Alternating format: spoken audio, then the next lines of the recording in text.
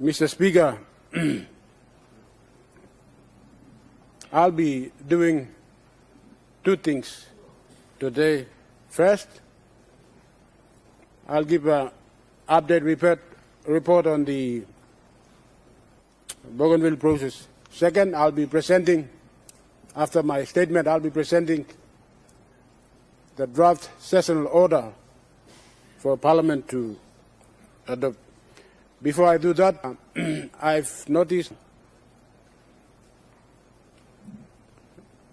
confusion in the public area regarding what we are doing now. Let me just clear that by saying that what is coming before the Parliament now is not the referendum result on Bougainville. I'd like to be very clear on that, and I'd like the House and everyone to take note of that. What is coming before this House today is not the Bougainville referendum result. And before I go to the detail of my report, I'd like to clear that by saying that in this Parliament's final decision-making process, there'll be 4 phases in this process. The first is the tabling of the bipartisan parliamentary committee's report, which was done on the 2nd of June last week by the Chairman, Honorable Marat. The second phase is the presentation of the sessional order, which I'll be doing it today. The third phase, after the sessional order is adopted by the House, as the House deems fit, the third phase would be that the presentation of the consultation report and the Bougainville referendum result after the sessional order is adopted. And the final phase is that after the presentation of the consultation report and the referendum result and debates have ensued, final vote on the referendum result following the process in the sessional order will take place at the date when the Parliament chooses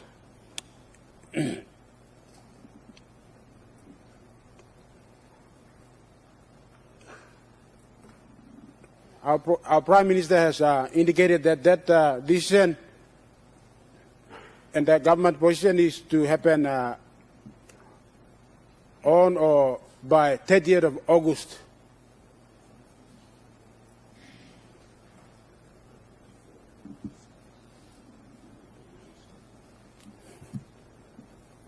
With that, Mr. Speaker, I now am going to give an update report on the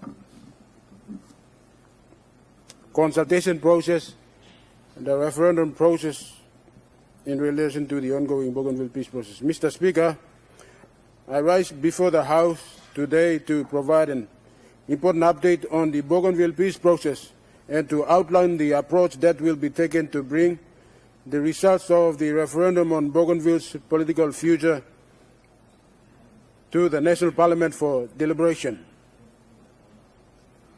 Since the referendum was held in the latter part of 2019, the government has undertaken extensive work to progress the post-referendum consultation process.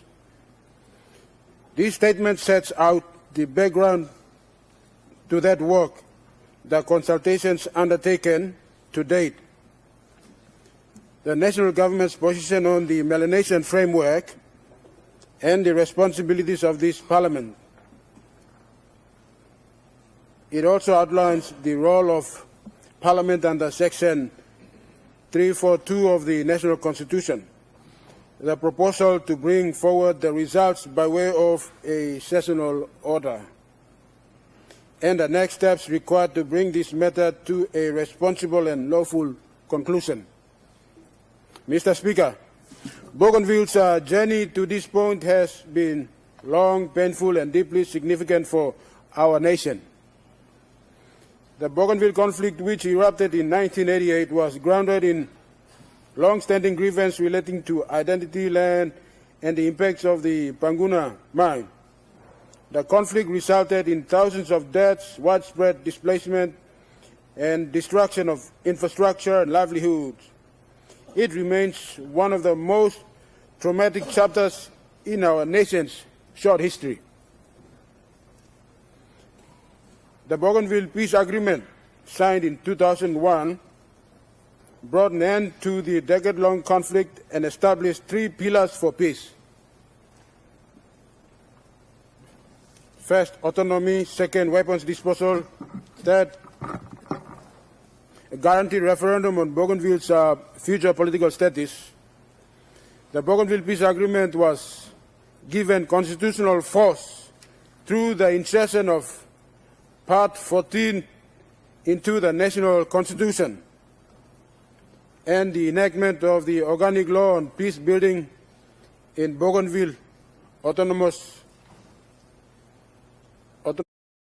established the autonomy arrangements that are currently in place and guaranteed that referendum would be held no earlier than 10 years and no later than 15 years after the first autonomous Bougainville government election. Mr. Speaker, the referendum was conducted in 2019, and 97.7% of Bougainvilleans voted in favor of independence over the alternative option of greater autonomy. It is important to note that under the terms of the Bougainville Peace Agreement, and as reflected in Section 342 of the National Constitution, these results are not binding but must be tabled in the National Parliament for a final decision. It is non-binding in the sense that it is subject to the National Parliament's decision. This is a position that both governments respect. Since 2019, the national government and the autonomous Bougainville government have engaged in a series of structured consultations to determine how the referendum results should be brought before the National Parliament.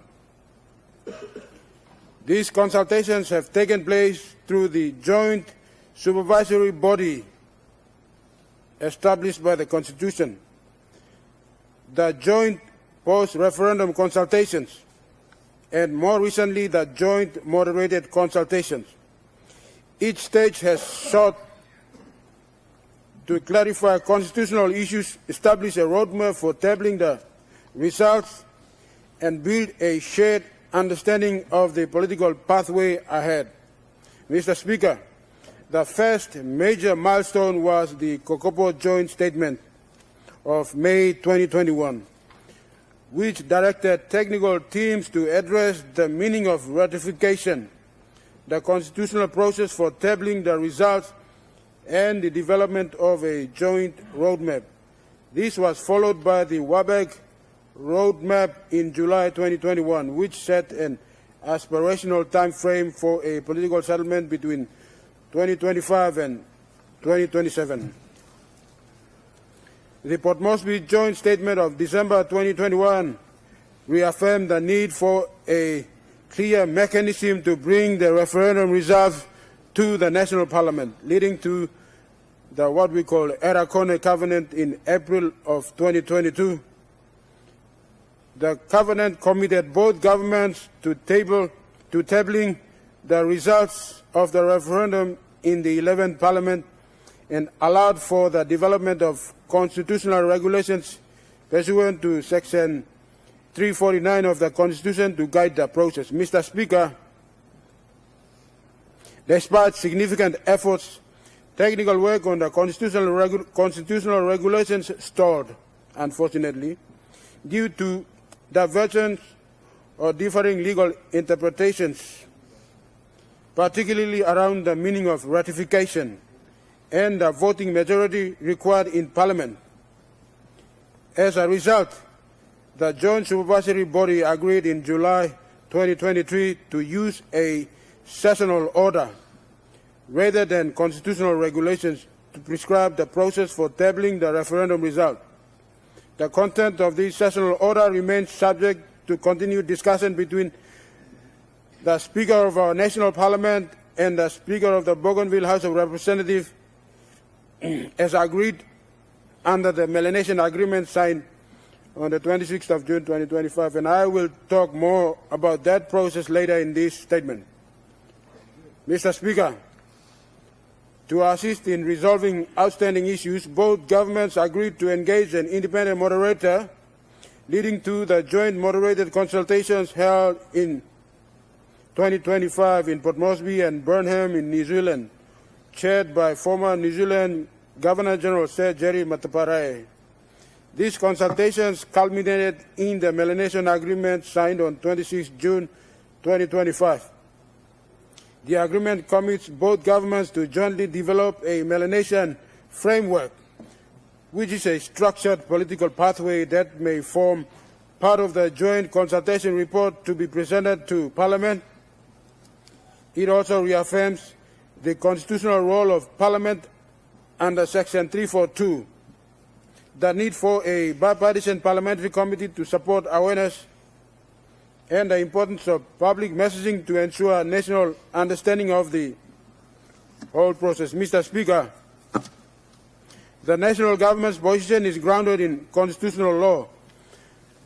The Bougainville Peace Agreement and the need to preserve national unity while respecting the aspirations of our beloved Bougainville people.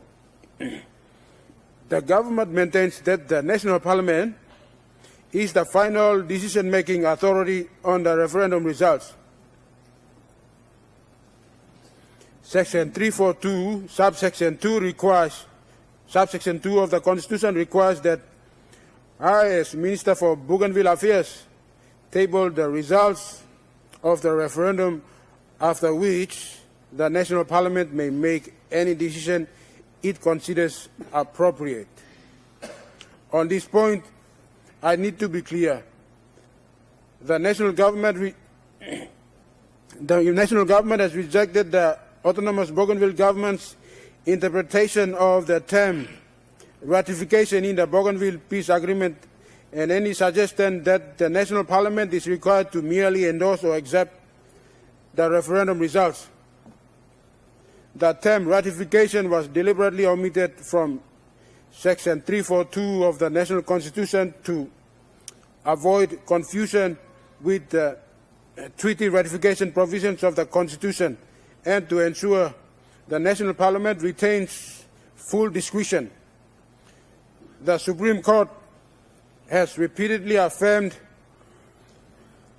that position, that the National Parliament is not a mere rubber stamp for executive decisions and must be free to debate and determine matters of national importance.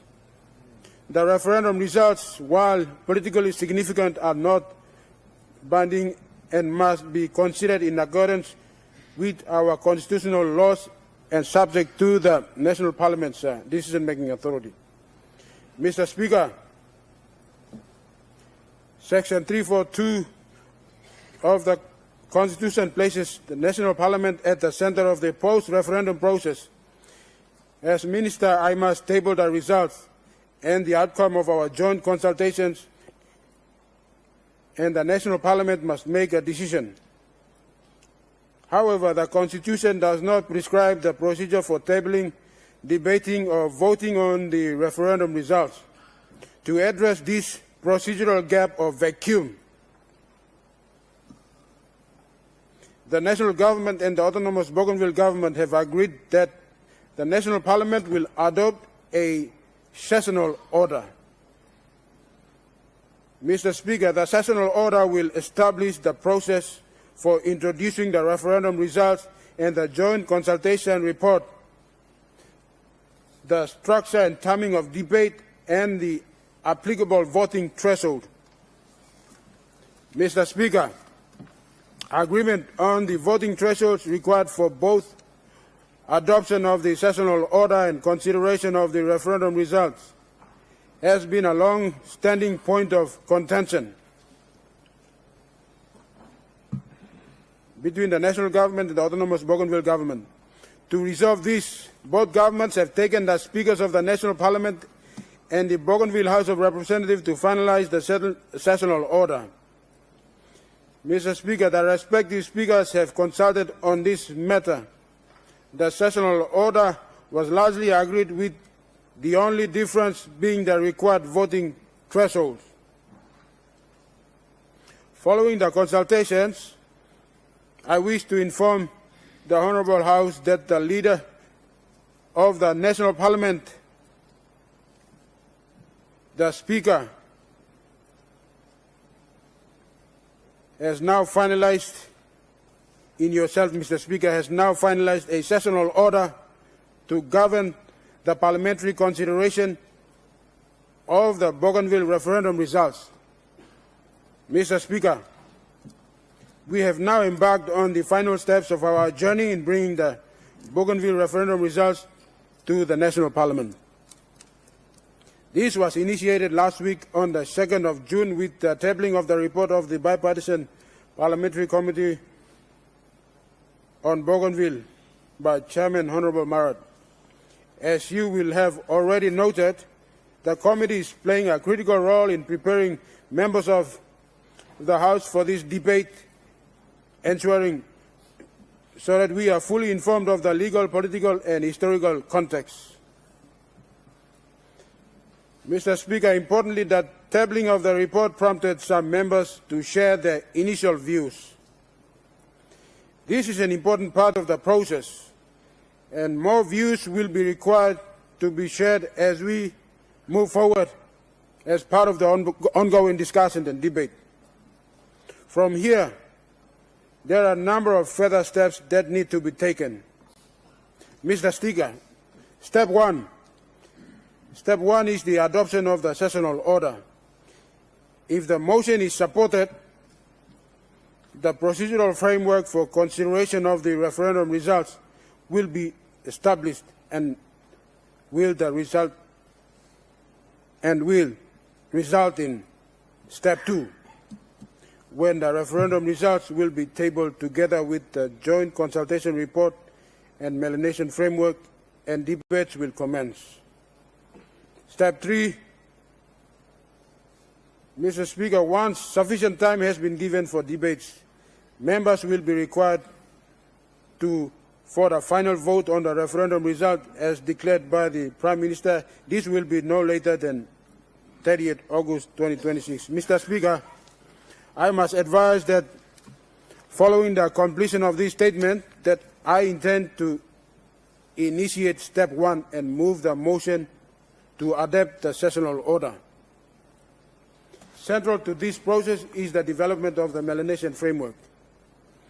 Mr. Speaker, this Melanesian framework is being jointly developed by the national government and the autonomous Bougainville government and will form part of the joint consultation report.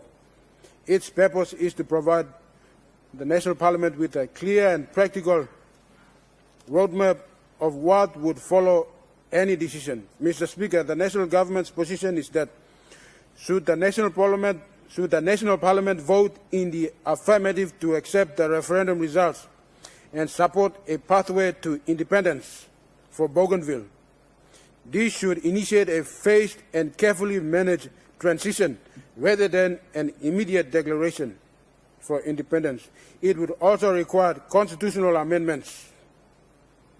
Such a transition would be anchored in the progressive transfer of powers under Sections 289 and 290 of the National Constitution, ensuring that Bougainville is equipped with the institutional capacity, fiscal and economic strength, and governance systems necessary to sustain independence.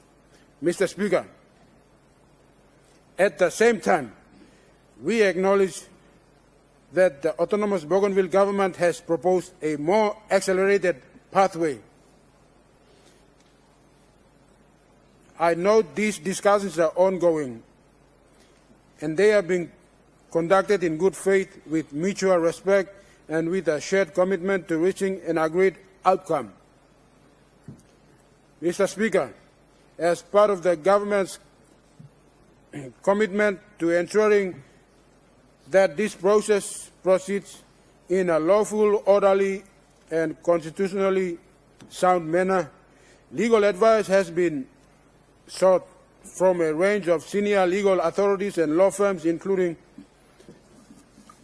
the State Solicitor. Mr. Speaker, the advice consistently confirms that the National Parliament has an essential constitutional role in considering and determining the outcome of the Bougainville referendum. Importantly, the advice is clear that the referendum result is not self-executing and does not, of itself, automatically confer independence upon Bougainville. Mr. Speaker, the legal advice further confirms that should the National Parliament vote to accept the referendum result, Bougainville would not immediately become an independent state under international law. Rather, further constitutional and legal steps would be required, including amendments to Section 2 of the National Constitution to remove Bougainville from the defined area of Papua New Guinea, together with the implementation of further transitional arrangements between the two governments. Mr. Speaker, the legal advice also addresses the implications of a negative parliamentary vote. In the meantime, in the main, Mr. Speaker, the advice indicates that a decision by the National Parliament not to accept the referendum result would amount to rejection of the proposal for independence for Bougainville, and unless expressly qualified by the National Parliament, would conclude the constitutional process contemplated under Section 342 of the National Constitution.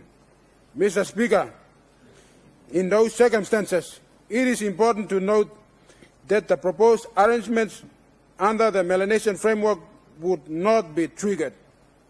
Whilst the constitutional requirements of Section 342 of the National Constitution would have been satisfied, this would not mean that engagement between the national government and the autonomous Bougainville government comes to an end.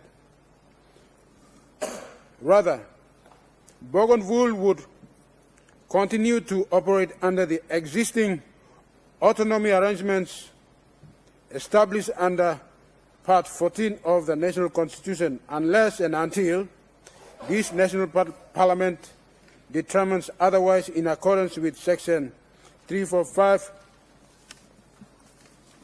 of the Constitution. Mr. Speaker, the legal advice further confirms that a decision not to endorse the referendum result would maintain the current constitutional status quo. Any alternative political settlement, including enhanced autonomy, new government arrangements, or another form of political relationship would require further consultation, negotiation, and parliamentary approval. Mr. Speaker, regardless of the outcome of the National Parliament's deliberations, both governments would need to consider the future operation of the Bougainville Peace Agreement and Part 14 of the National Constitution to ensure that the legal and political arrangements continue to reflect the realities of the relationship between Papua New Guinea and Bougainville. Mr. Speaker, in summary, the immediate next steps are clear. I must move for the Sessional consultation report. Once these steps are complete, the referendum results, together with the joint consultation report, will be tabled in this House. And before the 30th of August 2026, the 11th Parliament members will then be called upon to make one of the most consequential decisions in our nation's history. Mr. Speaker, whatever decision is made, it must be grounded in law, informed by the Bougainville Peace Agreement, respectful of Bougainville's aspirations, and guided by our shared commitment to peace, unity, and stability. It is therefore critical, when the time comes, that all members of this House take time to consider the context and history of the Bougainville crisis and the proposed way forward. Only through exercising the democratic process can we chart a path forward. Mr. Speaker, over the coming weeks, I will continue to work to finalize the Melanesian framework with my counterpart and Vice President Honorable Massad.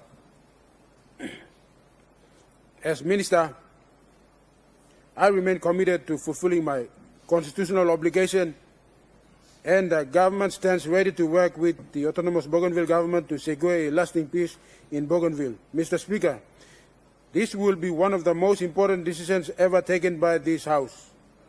It must be a decision grounded in law, informed by history, and respectful of the expressed will of the people of Bougainville.